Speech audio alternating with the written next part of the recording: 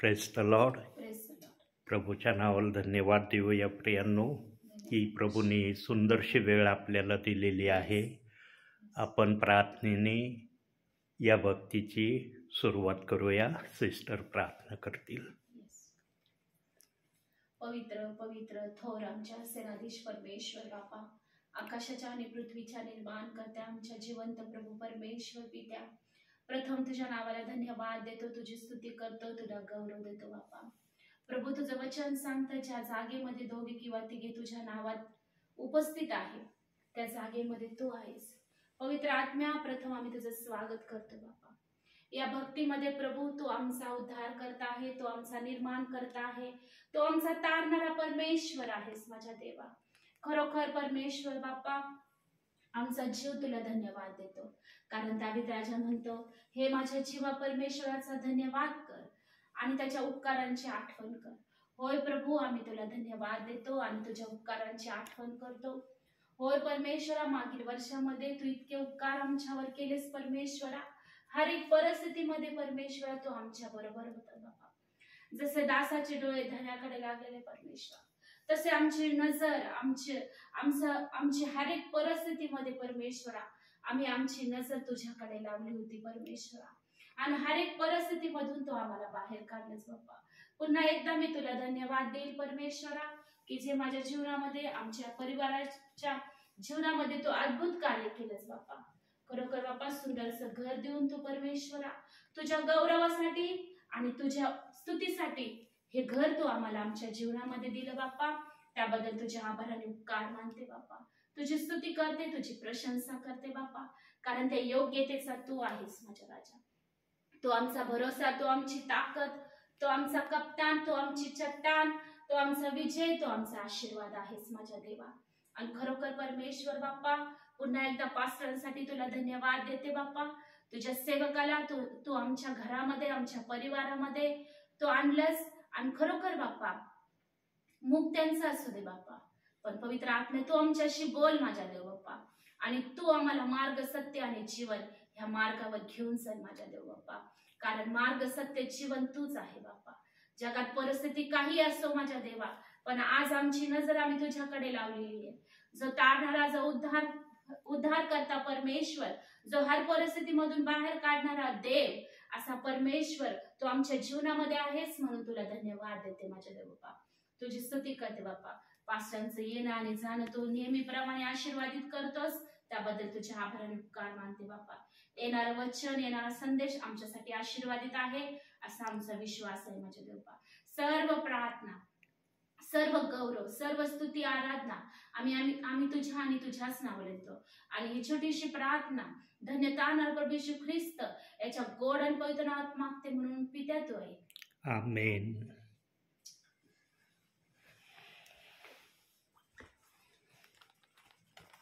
प्रभूच्या नावाला मी धन्यवाद देतो प्रियांनो, की सुंदरशी वेळ देव बाप्पाने तुम्हाला आणि मला दिली आहे. आज निप्तीला जाण्याचं प्रयोजन होतं माझं, कारण निप्तीच माझ्या बुद्धीमध्ये गोल गोल फिरत होती.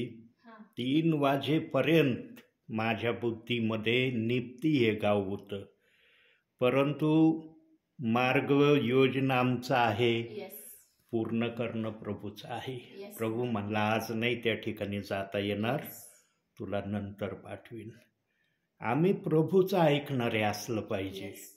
प्रियांनो, आज आम्ही पेत्राविषयी जे प्रभूने मला दिलेलं आहे, जेवढं मला मिळालंय तेवढं तर मी संदेशातून नाही व्यक्त करता येणार, पण जेवढं होईल तेवढं मी पेत्राचं सांगण्याचा प्रयत्न करीन.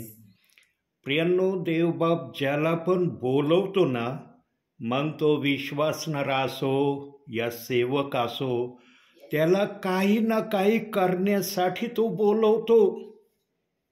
देवबाप कोणालाही विनाकारण बोलवित नाही. देवबाप्पाने जर विनाकारण सर्वांना बोलवलं असतं ना, तर या भूतालावर कदाचित प्रभूशिवाय दुसरं नावच नसतं राहिलं.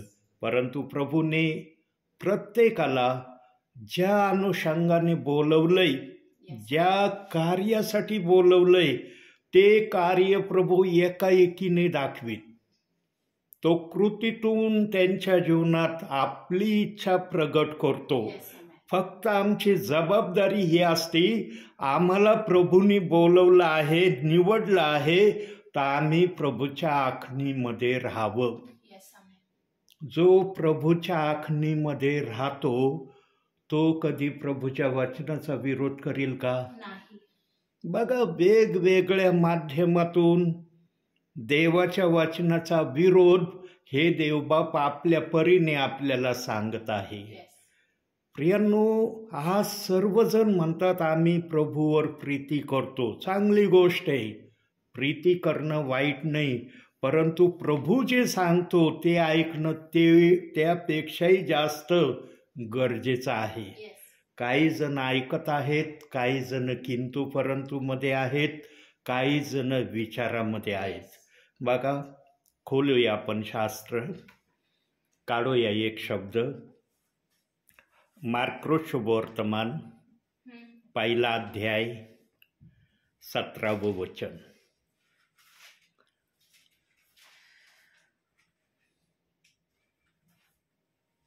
मार्क शुभवर्तमान 1 अध्याय 17 वचन.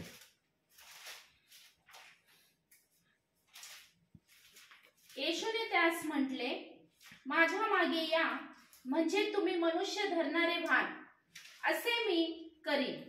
बघा, येशू ख्रिस्ताने पेत्राला जेव्हा मासे धरत असताना बोलवलं, तो म्हणला, हे सोड सगळं, माझ्याकडे ये, तू मासे धरणार आहेस ना, तुला आता मी माणसे धरणारा बनवीन.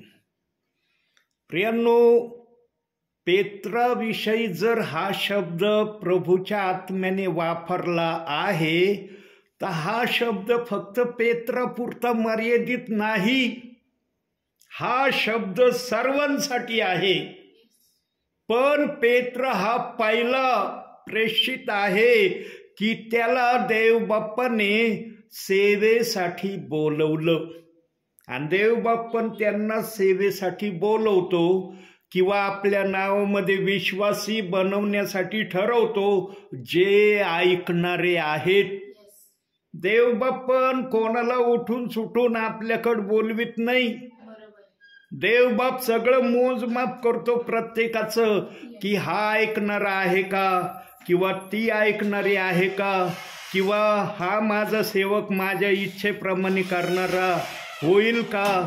सगळा हिशोब देवबाप आपल्या मनामध्ये काही सेकंदामध्ये करतो आणि मग देवबाप सेवेसाठी प्रत्येकाला आपल्या राज्यामध्ये घेतो.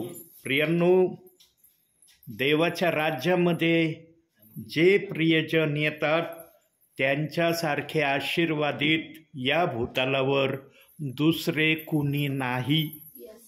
खूप आशीर्वादित ते प्रियजन आहेत की जे प्रभूच्या राज्यामध्ये प्रभूची सेवा करण्याकरता येतात. Praise the Lord brother. प्रियांनो, आम्ही नेहमी प्रभूच्या योजना ओळखणारे असलं पाहिजे. बघा, आता पेत्राला जर देवबाप्पाने सेवेसाठी बोलवलं, कॉलिंग केलं, तर पेत्राने प्रभूची इच्छा पूर्ण करण्याच्या काही गोष्टी आपण एकदम थोडक्यामध्ये घेणार आहोत. पेत्राविषयी बहुसंख्य विश्वासणाऱ्यांना, सेवकांना 100मध्ये 50% तर माहीत असेल, एवढा तर मी विश्वास ठेवतो. जरी शब्दशः सर्व पेत्राविषयी माहिती नसलं, पण 50% तर प्रत्येकाला माहीत असेल. आणि पेत्राविषयी काही जणांनी आपल्या जीवनामध्ये पेत्राचा आदर्शाचा कित्ता आपल्या जीवनात उतरवण्याचा प्रयत्नही केला असेल. पहिली गोष्ट बघूया आपण, काढूया त्यासाठी प्रेषितांची कृत्य 10वा अध्याय. प्रेषितांची कृत्य 10वा अध्याय 44 वचन.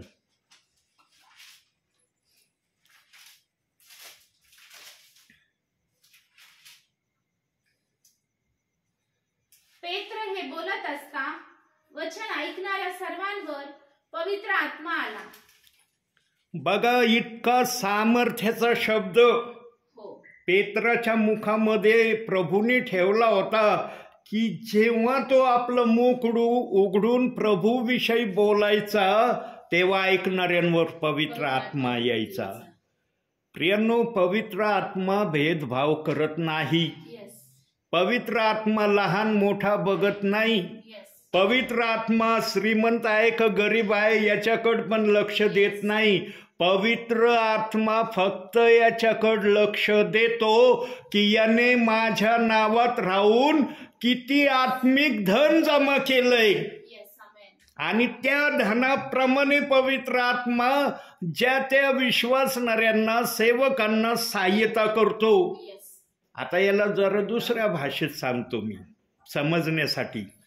प्रियांनो, आम्ही कधी कधी म्हणतोय ना, एखादे सेवक असले, अहो हे सेवक फार पॉवरफुल आहेत, वचनातही पॉवरफुल आहेत आणि चिन्ह चमत्कारामध्ये पण पॉवरफुल आहेत म्हणतो ना आम्ही. हो सर्वांविषयी आम्ही असं म्हणतो का? नाही. सर्वांविषयी आम्हाला असे उद्गार काढता येतात का? हा, काही सेवक तसे असले तर आम्हाला माहीत असलं तर आम्ही समजतो की हे पण तसेच आहेत. परंतु जगामधले जेवढे सेवक आहेत, एखाद्या पॉवरफुल सेवकासारखे वचन देणारे आणि चिन्ह चमत्कार करणारे सर्वच सेवक आहेत का? नाही. आता वचन तर सर्वजण वाचतात, हो बायबल तर सर्वांजवळ आहे. हो मग पवित्र आत्म्याचं कार्य असं का आहे? काहींकडून जादा आहे, काहींकडून कमी आहे. ही प्रक्रिया पवित्र आत्मा का करतो? कारण प्रियांनो, ज्याने प्रभूच्या सानिध्यामध्ये वेळ घालवला आहे, मनन केलं आहे, आत्मिक धनाकड जास्तीत जास्त बारकाईने लक्ष दिलेलं आहे, त्याला प्रभू गिफ्ट दिल्याशिवाय राहत नाही. मग ते संदेशाचं गिफ्ट असू शकतं, चिन्ह चमत्काराचं गिफ्ट असू शकतं, किंवा अन्य 9 कृपादान आहेत है ना. हो. बायबलमध्ये 9 कृपादानांचं वर्णन आहे ना. 9 कृपादानापैकी एखादं कृपादान त्याला दिल्याशिवाय प्रभू राहत नाही. येस मग तो विश्वासणारा असो या सेवक असो, फक्त कृपादान देण्याच्या परी पवित्र आत्मा ठरवितो कशा मला कुणाला द्यायच्या आहेत. येस विश्वासणाऱ्यानं बघा, काही जण देवाचे सेवक जरी नसले तरी ते वचन सांगतात. हो मग बहिणी असो भाऊ असो ते जातात प्रेरला. हो पवित्र आत्म्याने प्रेरणा दिल्याशिवाय कोणालाही प्रभूची सेवा करायला जाता येत नाही. येस आमेन.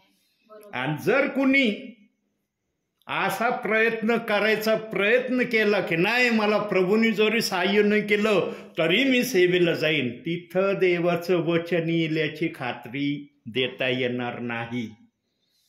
प्रियांनो, आम्ही नेहमी देव बाप्पाला बिलगून असलं पाहिजे. येस आणि देवबाप जो कुणी विश्वासणारा आहे, सेवक आहे, त्यांच्यामध्ये 3 गोष्टी असलेल्या जेव्हा पाहतो तेव्हा देवबाप पण त्यांच्या संपर्कापासून दूर जाण्याचा प्रयत्न करत नाही. कोणते 3 गोष्टी? प्रथम नम्र, नंतर लीन आणि नंतर आज्ञा मानणारा किंवा आज्ञेप्रमाणे वागणारा. या 3 गोष्टी जर विश्वासणाऱ्यांमध्ये, सेवकांमध्ये देव बाप्पाला दिसल्या, त्या विश्वासणाऱ्यांपासून, त्या सेवकापासून देव कधीच अंतर त्यांना देत नाही. आता दुसरी गोष्ट बघूया, प्रेषितांचीच कृत्ये काढूया. कारण पेत्राचे बहुतेक जास्त कामं प्रेषितांच्या कृत्यामध्येच झालेले आहेत. 5वा अध्याय काढूया, 15वं वचन बघूया.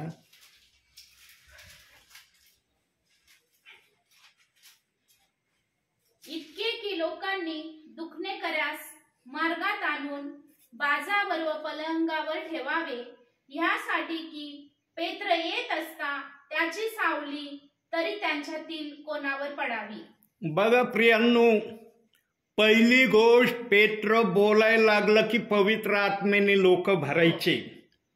दुसरी गोष्ट, पेत्र रस्त्याने चालला की आजाऱ्यांना त्या समयामध्ये चावूल लागलेली होती किंवा कोणाकडून ऐकलं होतं की अरे फक्त पेत्र हा एक व्यक्ती जर कोणत्याही रोडनी चालला ना, त्याची सावली जरी तुझ्या अंगावर पडली आजारी असताना, तुझा काही आजार असो तो लगेच बरा होणार.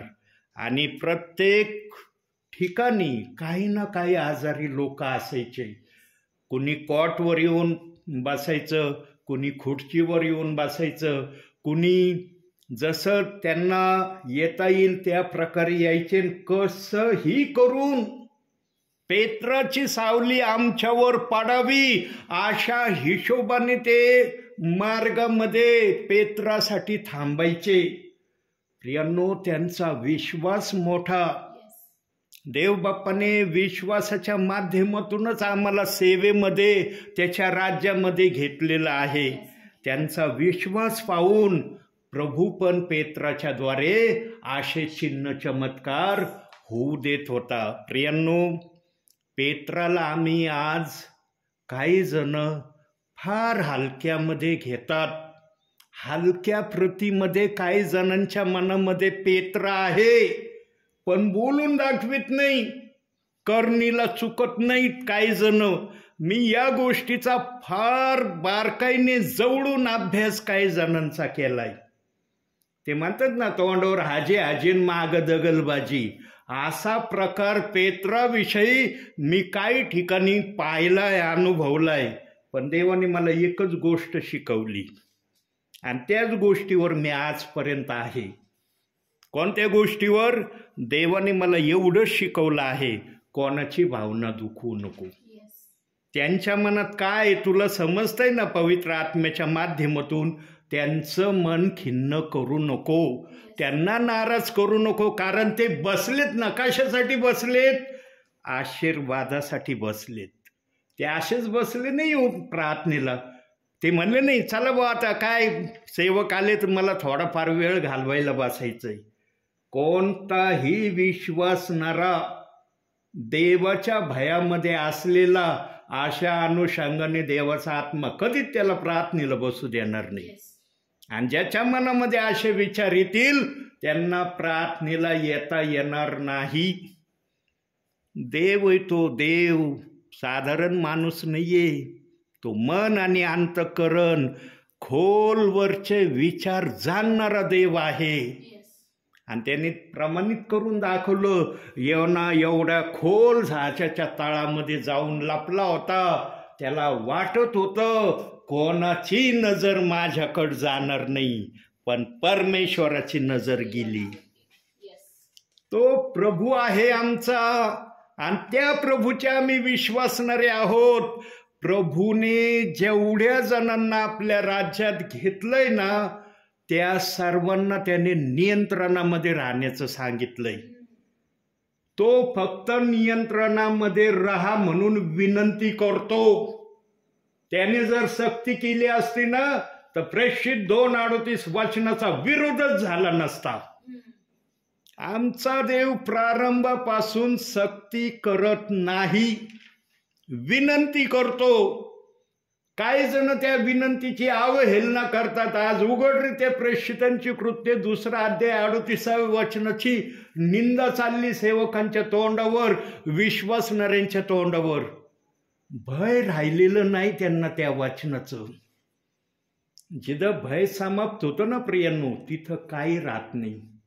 ध्यानात ठेवा, जीवनामध्ये ना देवाचं ऐकण्याचं भय तुमच्या जीवनातून गेलं ना, तुमचं जीवन प्रभूमधलं संपलं. हे लक्षात ठेवा. इतक्या हद्दीपर्यंत जाऊ नका की प्रभूचं भय देखील तुमच्या जीवनातून निघून जाईल. आणि आज काही जणांच्या मनातून प्रभूचं भय निघून गेले ना, त्यांना काही वाटत नाही कोणत्या गोष्टीचं, काहीच वाटत नाही. काय नाही हो, विश्वास ठेवलाय ना, होईल जाणं स्वर्गात. कस काय होईल? नुसतं विश्वासाच्या द्वारे प्रभू घेईन काय? असं जर असतं तर मग बायबल कशाला दिलं असतं प्रभूंनी? प्रभू म्हणला असता का बायबल राहू द्या म्हणून. प्रियांनो, काही जण इतके भ्रमामध्ये आजही चाललेत. प्रभू दरवाज्यावर उभा आहे, कधी पण तो कडी कोंडा उघडून आमच्याकडे येणार आहे. त्या वरच्या आकाशाच्या दरवाज्याचा कडी कोंड्याची बात प्रभू करतो, या दरवाज्याची नाही. दरवाजा जवळ तो आलेला आहे, किंबहुना स्वर्गातून तो बाहेर निघला आहे आणि तो आकाशाच्या दरवाजाजवळ येऊन थांबलेला आहे. कोणत्याही वेळेला आकाशाचा दरवाजा उघडला आम्हाला प्रभू दिसल. आम्ही म्हणतो ना, आमचा प्रभू आकाशात दूतासह दिसणार आहे. आता का दिसत नाही? आता पण आकाश आहे ना आमच्या समोर. का आता आकाश नाहीये? आता का दिसत नाही? कारण जो दरवाजा आकाशामध्ये प्रभूने ठेवलाय त्या दरवाजाचा कडी कोंडा येशू ख्रिस्ताशिवाय कोणालाच उघडता येणार नाही. आणखी एक विचार सांगतो. बघा, आज मनुष्याने किती तरक्की केली. काय मनुष्याची बुद्धी आज कोणत्या लेवलला गेली आहे. इतके ग्रह आहेत वरती. काही ग्रहांवर मानवाने त्या ग्रहावर पाय ठेवण्याची ताकद प्रगट केली आहे. केली ना? चंद्रावर गेलेत, मंगळावर गेलेत, आणखी कोणकोणत्या ग्रहावर गेलेत माहिती नाही मला. पण प्रियांनो, कोणत्याही व्यक्तीला किंवा कोणत्याही तत्वज्ञानी व्यक्तीला स्वर्गाच्या ग्रहावर जाता आलंय का? प्रियांनो, तो ग्रह प्रभूने अशा ठिकाणी ठेवलेला आहे ना, तिथं कोणाची पडछाई देखील येणार नाही. अशा ठिकाणी प्रभूने स्वर्ग ठेवलेला आहे आणि तिथं जाण्याची अथॉरिटी आम्हाला या जगातून निरोप घेतल्यावरच आहे. जसा शरीरातून आत्मा निघतो तो डायरेक्ट जातो प्रभूच्या दरबारात. किती वेगाने जात असेल मग तो? त्याचा वेग माप केलंय का कुणी? की आत्मा किती रफ्तारीने जातो प्रभूच्या दरबारात. प्रियांनो, जसा शरीरातून आत्मा निघाला तो डायरेक्ट प्रभूच्या चरणासमोर हजर होतो. म्हणजे प्रभू किती महान आहे की एखाद्याच्या शरीरातून आत्मा निघला तत्क्षणी प्रभूच्या दरबारामध्ये तो आत्मा जातो. त्याला सफर नाही करावं लागत. प्रियांनो, सगळ्या ग्रहांवर सर्वांना जाणं शक्य होईल. स्वर्ग म्हटलेल्या ग्रहावर कोणाला जाता येणार नाही. तिथपर्यंत प्रभू कोणाचं येणं होऊ देणार पण नाही. एक वचन बघूया आपण. ओबद्याचं पुस्तक काढा, जुन्या करारात ओबद्या. योना नंतर योना, मिखा आणि मग ओबद्या लागन. तिकडं नाही पुढं. हा, दानियल, होशय, योना, आमोस, मिखा आणि मग ओबद्या लागन.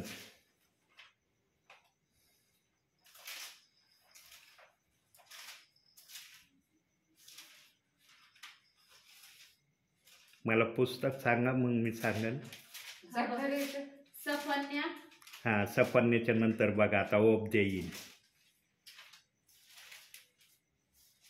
नाही, आहे बर का, मला की नंतर नाही.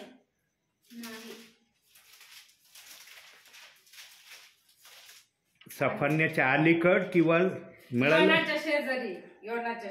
हा, काढा. ओबद्या 4थं वचन वाचा.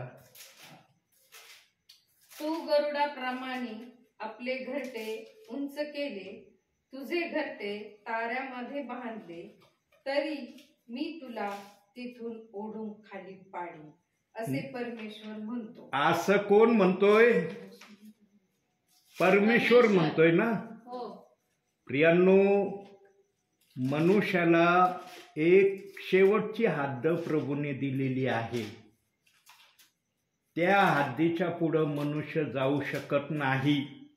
त्याने कितीही प्रयत्न करण्याचा प्रयत्न केला, पण त्याचा प्रयत्न या वचना इतका होणार नाही.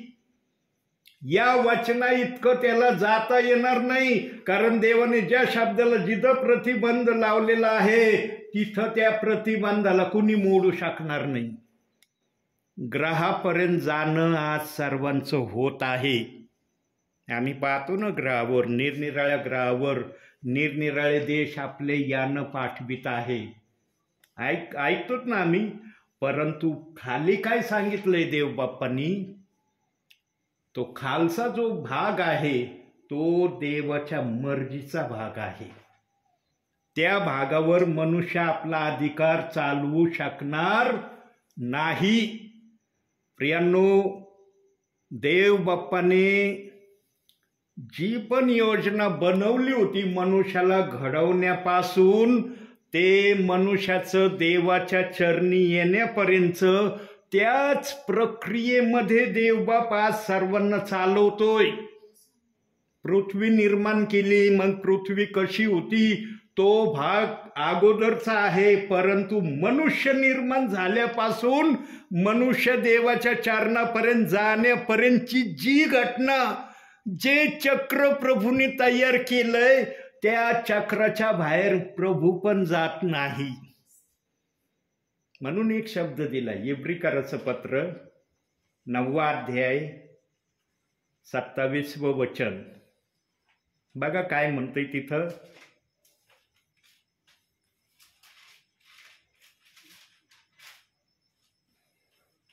कितवं? 9वा अध्याय 27वं वचन. ज्या अर्थी मनुष्यास एकदाच मरणे व त्यानंतर न्याय होणे नेमून ठेवले आहे. एकदाच सगळ्यांना प्रक्रिया ठेवली. मरण्याची प्रक्रिया एकदाच आहे, न्याय होण्याची प्रक्रिया एकदाच आहे. न्याय स्वर्गामध्ये घडी घडी कोणाचा होणार नाही. देवबाप आठवून कोणाचा न्याय नाही करणार बरं का. एकदाच न्याय उभा राहिला की जन्मापासून प्रभूच्या दरबारात येण्यापर्यंतचा न्याय त्याचा लगेच होणार. आणि मग त्याच न्यायावर त्याचं स्वर्गात राहणं होईल, आठवा स्वर्गाचं बाहेर जाणं होईल, ते निर्धारित आहे. म्हणून देवबाप्पाने सांगितलं, पृथ्वीवर तुम्ही आपली धनसंपत्ती साठवू नका, वरती साठवा. त्या धनसंपत्तीचा ना न्यायाच्या समयामध्ये फार मोलाचा वाटा आहे. काही जण खरंच धनसंपत्ती जमा करत आहेत. प्रियांनो, सर्वात मोठी धनसंपत्ती कोणती माहिती का प्रभूच्या नजरेत? माहिती तुम्हाला? सर्वात मोठी धनसंपत्ती, फक्त 3 प्रकारची धनसंपत्ती प्रभूच्या नजरेत बरं का, माणसाच्या नाही, प्रभूच्या नजरेत 3 प्रकारची धनसंपत्ती सर्वात मोठी धनसंपत्ती आहे. आणि ती देवबाप सांगत आहे. पहिली, जो वेळेचा दशमांश प्रभूला देतो 24 तासाचा, सर्वात महत्वाची धनसंपत्ती आहे. त्याच्या खालोखाल जो आपल्या कमाईचा दशमांश दर महिन्याला किंवा दर आठवड्याला रेग्युलरली चर्चमध्ये कोणाला न सांगता ठेवतो. प्रियांनो, दशमांशाच्या पॅकेटवर कधीही आपलं नाव लिहू नका. देवाला माहिती आहे कोणी दशमांश दिलाय. प्रभू जर हात पाहणार आहे तर प्रभू त्या व्यक्तीचा चेहरा पण पाहणार आहे का नाही? का नुसता हातच बघत राहीन, चेहरा नाही पाहणार का कुणी दिलंय म्हणून? म्हणून दशमांशाच्या पॅकेटवर कधीही आपलं नाव लिहू नका. देवाला समजू द्या की मी काय करत आहे. म्हणून देव काय म्हणला, तुझा उजवा हात काय करतो ते डाव्या हाताला कळू देऊ नका. याचा अर्थ काय आहे? तुम्ही जे काही प्रभूसाठी करता ना ते विश्वासणाऱ्यांना माहीत होऊ देऊ नका. आता बघा, तुम्ही समजा समजा तुमच्या ओळखीचे असले विश्वासणारे परिवार, त्यांना सोडून जे अपरिचित आहेत, तुम्ही दशमांश पुलपेटवर ठेवला. ज्यांना तुमचं नाव माहीत नाही त्यांना माहीत पडेल का तुम्ही कोण आहेत? ते चेहरा लक्षात ठेवतील, अरे अशा चेहरेवाल्यांनी इथं ठेवलं, पण नाव सांगता येईल का? प्रियांनो, ही आहे प्रभूची बोलण्याची भाषा. उजवा हात काय करतो? डाव्या हाताला. म्हणजे जे अपरिचित लोक आहे त्यांना माहीत होऊ देऊ नका की तुमचं नाव काय. आणि शक्यतो प्रियांनो, दशमांश आहे ना, काही जण आहेत बरं का, अजूनही करत असतील अजूनही काही जण दशमांश देणारे. माझ्या सेवा क्षेत्रामध्ये मी स्वतः पाहिलंय, मी डोळ्यांनी पाहिलंय. चर्च भरण्याच्या अगोदर, देवाचे सेवक येण्याच्या अगोदर पुलपेटवर आपला दशमांश ठेवायची. कारण मी कोणत्याही ठिकाणी जायचो ना प्रेयरला, कधीच फोन करून जात नव्हतो. आणि नेहमी मला कोणी ना कोणी म्हणायचं या आमच्या चर्चमध्ये संदेश द्यायला, परंतु देव मला ज्या ठिकाणी जा म्हणायचं तिथंच मी जायचो.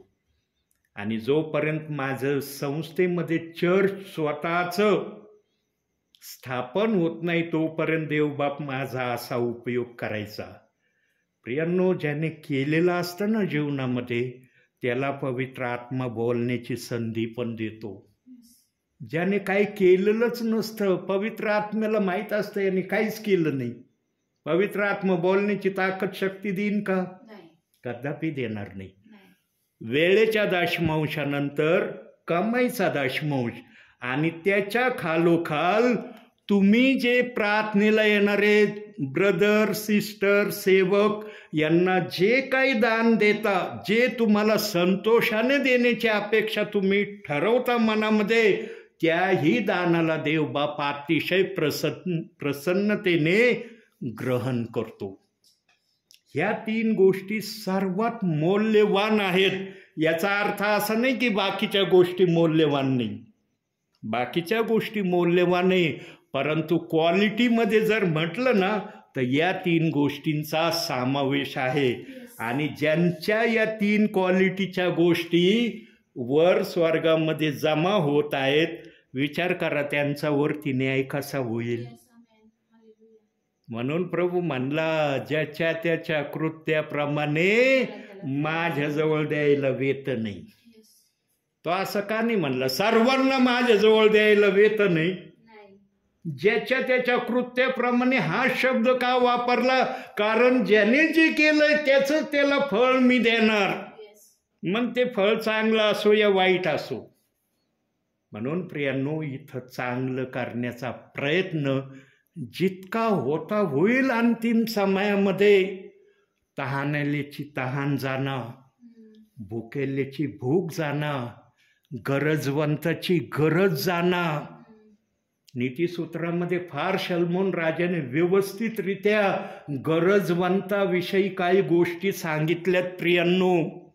काही जण, काही विश्वासणारे, काही सेवक आजही त्या गोष्टी करत आहेत प्रियांनो.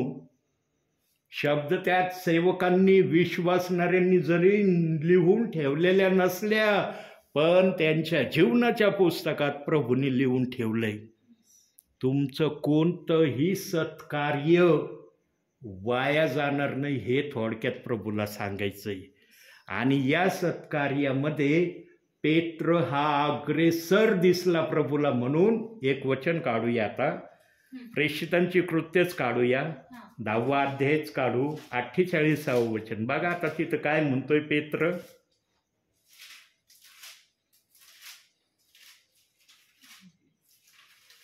दहावा अध्याय 48व वचन.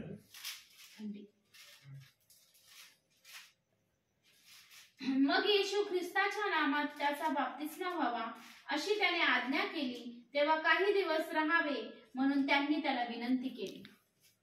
अधिकारानं, निर्भीडपणानं, प्रभूच्या आत्म्याच्या प्रेरणेने पेत्र विश्वासणाऱ्यांना बोलायचा, प्रभू येशू ख्रिस्ताच्या नावात तुमचा बाप्तिस्मा झाला पाहिजे. कुठून धैर्य येत होतं पेत्राला? स्वतःच्या सामर्थ्याने एवढं धैर्य मिळत होतं? पेत्राला हलक्यामध्ये घेणं अंतिम समयामध्ये तरी विश्वासणाऱ्याने सोडून दिलं पाहिजे. जर अंतिम समयामध्ये पण पेत्राला हलक्यामध्ये घेण्याचं काही जणांनी सोडलं नाही, मग पेत्र दाखवील. पेत्र बोलणार नाही, पेत्र करून दाखवील. आणि ज्या प्रक्रियेमध्ये विश्वासणारा त्या ठिकाणी जाईल तेव्हा त्याला कळल. आज फक्त शब्दाने ऐकलं जातंय, अरे जाऊ द्या प्रभू आल्यावर बघू. प्रभूवर विश्वास ठेवलाय. पेत्र शिष्य होता, काय शिष्याचं ऐकायचं? जो प्रभू आहे, तारणारा आहे, स्वर्गात आम्हाला घेणार आहे, त्याचं ऐकणं गरजेचं आहे. मी पेत्राला असंच प्रभूने आपल्या राज्यात घेतलं का? आज आपण बघतो आता 2 गोष्टी राहिल्यात. एक गोष्ट त्याच्यातली बघू, प्रेषितांचीच कृत्य 17वा अध्याय 6वं वचन. बघा आता काय कीर्ती केली पेत्राने.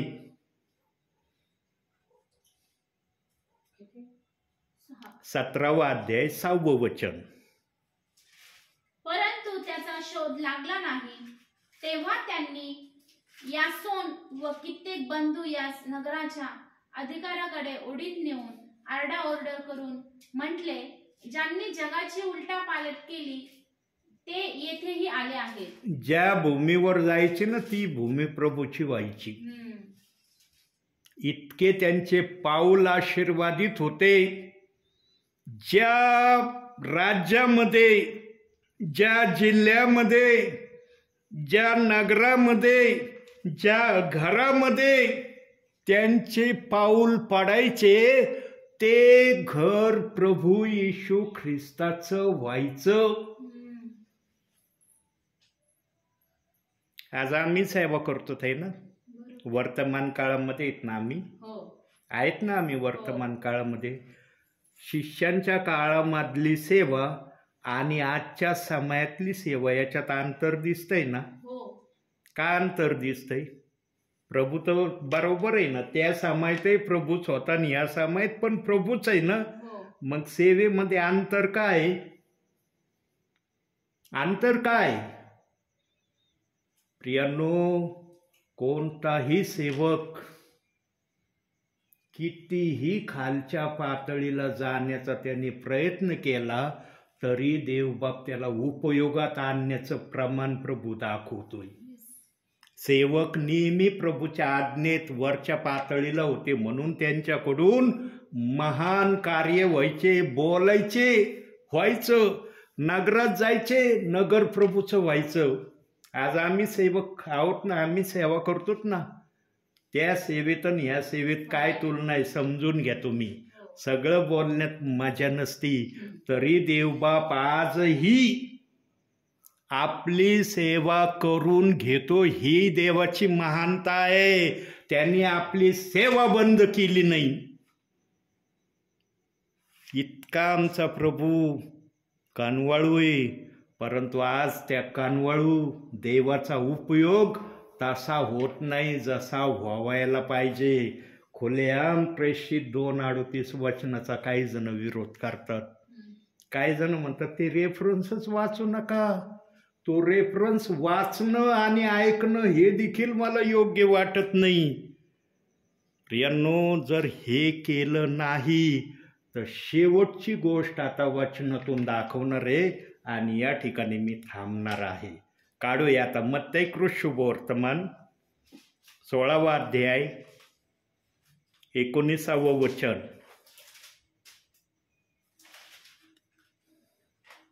मी तुला स्वर्गाच्या राज्याच्या किल्ल्या देईन आणि पृथ्वीवर जे काही तू बंद करशील ते स्वर्गात बंद केले जाईल आणि पृथ्वीवर जे काही तू मोकळे करशील ते स्वर्गात मोकळे केले जाईल. हा अधिकार पेत्राला दिलेला आहे.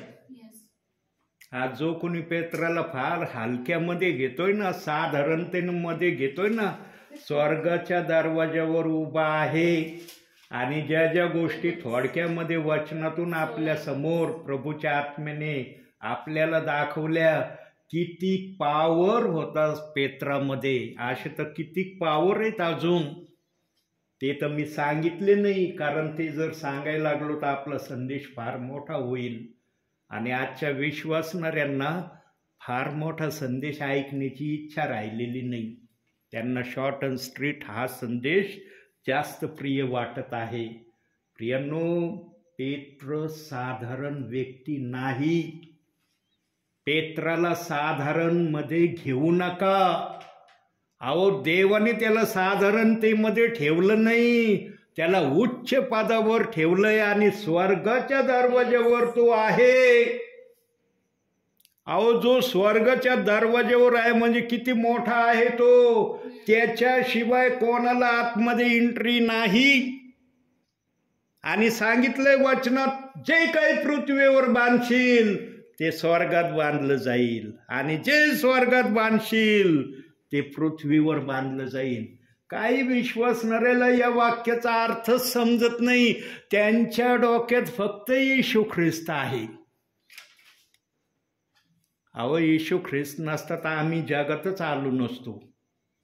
पण येशू ख्रिस्तांनी पण कोणाला तरी जबाबदारी दिली.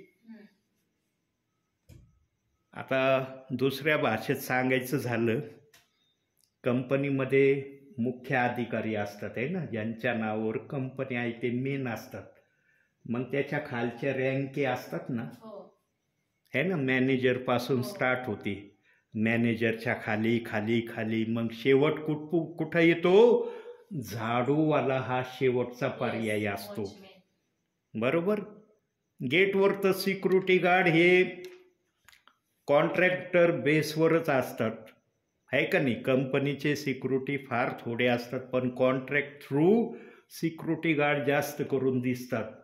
पण कंपनीच्या मालकीचे कोणते लोक आहे, झाडूवाल्यापासून मॅनेजरपर्यंत, आणि मॅनेजरच्या वर कंपनीचे जे मालक आहेत ते. कंपनी ज्यांची आहे ते म्हणतं का मी सगळं काम करतो, का नाही करत ते म्हणू शकतील ना की माझी कंपनी, मीच काम करीन, म्हणू शकतात ना ते काय इतक्या स्टेटचे लोक ठेवतात, कारण त्यांना आपली कंपनी व्यवस्थितरित्या कार्य करणारी व्हावी म्हणून हे सर्व सिरियलचे लोक आम्हाला दिसतात. तसं प्रभूच्या राज्यामध्ये पण प्रभूला आपल्या राज्यात लोक घ्यायचं. त्यांनी जर पेत्राची नेमणूक केली तर काय वाईट केली का? नेमणूक करणारा कोण आहे हे विश्वासणारे जेव्हा ओळखतील ना, तेव्हा पेत्राचा विरोध होणार नाही. आणि पेत्राने पेंटिकॉस्टच्या दिवशी जे सांगितलं त्याचाही विरोध होणं बंद होईल. पण पेत्राला जोपर्यंत हलक्यामध्ये घेत राहतील ना सर्वजण, मी बहुतेक विश्वासणारे सेवकांच्या मुखातून हे ऐकलंय, पेत्राने फार मोठं कार्य केलं. पेंटिकॉस्टच्या दिवशी पेत्राने संदेश दिला, पण त्या संदेशाला फोडून नाही सांगत.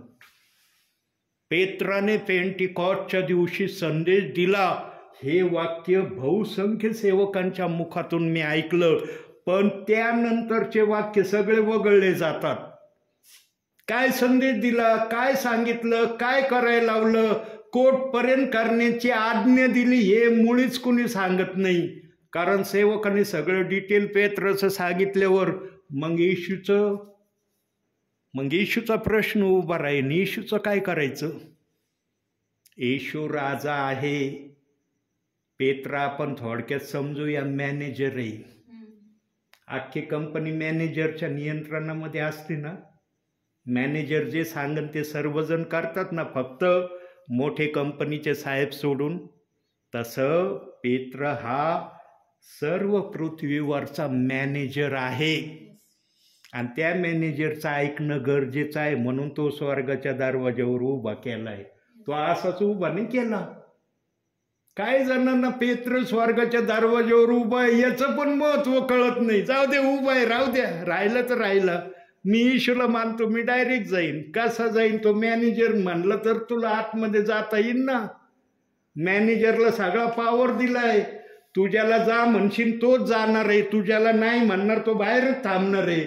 मॅनेजर पण त्याचा आराखडा बघन ना पृथ्वीवर यांनी काय केलंय, मी जो काही निरोप सांगितलाय किती निरोप आत्मसात केलाय, किती निरूपाप्रमाणे वागलाय. का मॅनेजर पण असा उगाच उभं राहिला, या बाबा जा येशूकडेच चालले जा, मी पण सोडायलाच बसलो, असं आहे का?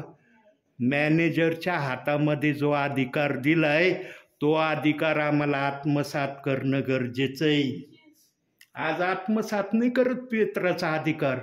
पेत्राचं नाव घेतात पण पेत्राचं ऐकत नाहीत काही जण. आम्ही ऐकतो का? कारण आम्हाला देवाच्या आत्म्याने शिकवलंय, ऐकलं तर तुझं कल्याण होईल, नाही ऐकलं तर मग थांबावं लागेल तुला. पेत्र कोणाचा न्याय करणार नाही हे पण लक्षात घ्या ना. तुम्हाला वाटणार आहे ब्रदर आता असं पण बोलतात की काय पेत्रच न्याय करणार आहे. पेत्राला न्याय करण्याचा अधिकार दिला नाही. पेत्राला फक्त प्रत्येकाचं जीवनचरित्र पेंटिकॉस्टच्या दिवसानंतर कसं त्यांनी प्रभूच्या नावात घालवलं तुझ्या सांगण्याप्रमाणे याच्याकडं लक्ष दे. आणि ज्याचं लक्ष याच्याकडं नाही त्यांना तो म्हणणार थांबा बाहेर, प्रभू येईल, प्रभू तुमच्याशी बोलन. प्रभू जर म्हणला आत घ्या, मी लगेच आत घेईन. प्रियांनो, आम्ही येतोच ना प्रभूच्या नावाने, असंच येत नाही. प्रभूने आम्हाला दाखवायचं बंद केलं ना, आम्ही पण येणार नाही तुमच्या घरी. प्रभू दाखवतो. आज निप्तीला जाणार होतो मी. निप्ती माझ्या डोक्यामध्ये होती सकाळपासून 3 वाजेपर्यंत. देव म्हणलं तुझ्या बुद्धीने नाही होणार, तुला दुसरीकडे जावं लागेल. तुझ्या सांगण्याने जर चाललो तर मग मी अधिकारी कशाचा राहतोय? अधिकाऱ्याने अधिकारानं जे सांगितलं ते सेवकाने ऐकणं गरजेचं आहे. त्याला देवाचा सेवक म्हणता येईल. जो प्रभूला आपल्या इच्छेने चालवतो त्याला प्रभूचा सेवक येईल का म्हणता? प्रियांनो, सेवकांनी पण लक्षात घेतलं पाहिजे प्रभूची इच्छा काय आहे तीच आम्ही पूर्ण केली पाहिजे. तुमच्या इच्छेने प्रभू नाही चालणार, प्रभूच्या इच्छेने सेवक चालला पाहिजे. आणि त्याला चालवण्यासाठी पवित्र आत्मा आहे.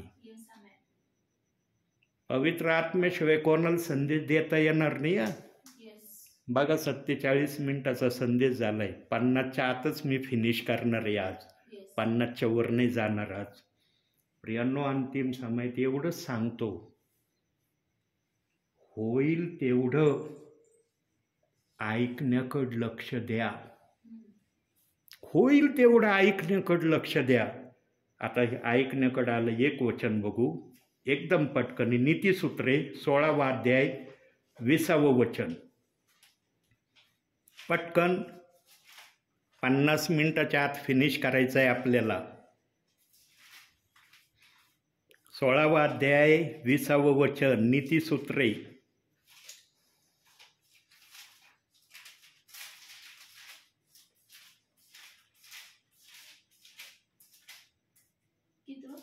विसावं वचन. लक्ष पुरवतो त्याचे कल्याण होते. पाहिलं, जो वचनाकड म्हणजे ऐकण्याकडे लक्ष देतो त्याचं कल्याण होतं. जो ऐकण्याकडे लक्ष देत नाही त्याचं होईल का कल्याण? म्हणून प्रियांनो, देवाच्या सेवकाच्या मुखातून जे पण शब्द निघतात ना ते प्रभूच्या इच्छेने निघतात आणि तुमच्या भावी जीवनाला आशीर्वाद देण्यासाठी निघतात. ते त्या निघण्यामागं पण कारण आहे. आशीर्वादाची रेलचेल त्या मागं प्रभूने ठेवलेली आहे. पण जो त्याप्रमाणे करील त्यालाच ती रेलचेल दिसेल. आता आणखी एक वाक्य बोलतो. आज जी तुमच्या घराची किंवा तुमच्या या परिसराची परिस्थिती आहे, जे तुम्ही अनुभवतात या ठिकाणी राहून, सर्व विश्वासणाऱ्यांची, सर्व सेवकांची अशी परिस्थिती आहे का? म्हणता येईल का तुम्हाला? आमच्यासारखं सर्वांचंच आहे.